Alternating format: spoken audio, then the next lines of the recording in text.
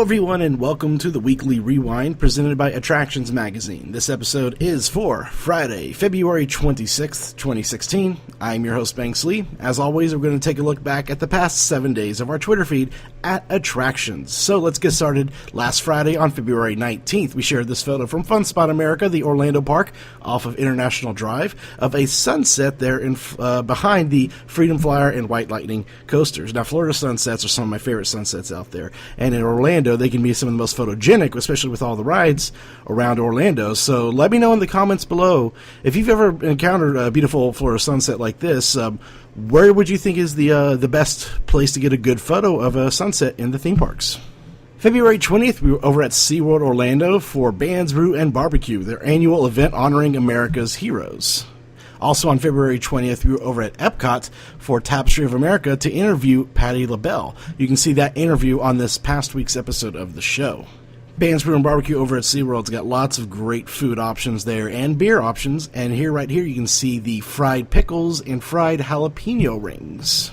Of course, a big part of Bands, Brew, and Barbecue is the music, so not only do they have top talent performing there at 4 p.m., they also have a smaller stage with some local bands performing, as well as some dancers you can dance with.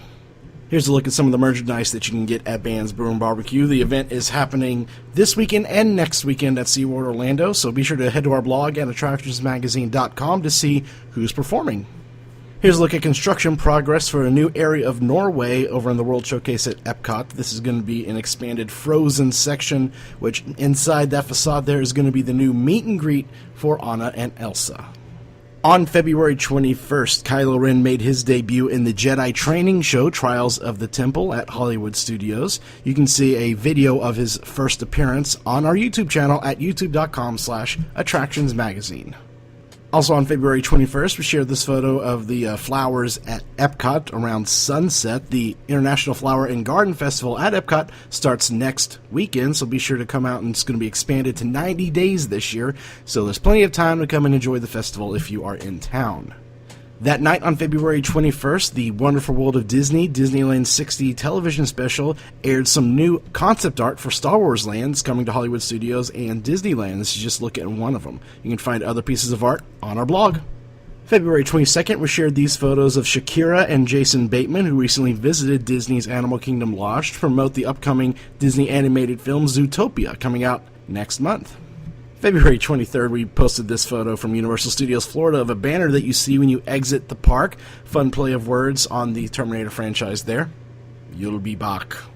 Also on February 23rd, we were over at the Nickelodeon Suites Resort filming this past week's episode of the show. This is a look at the map for the resort. Now, the Nickelodeon theme is going to be leaving for good on April 18th. This is going to be changed over to a Holiday Inn. So we were there giving it one last goodbye. So if you want to see that episode and see Lisa and I getting slimed, head to our YouTube channel and see this week's episode of the show.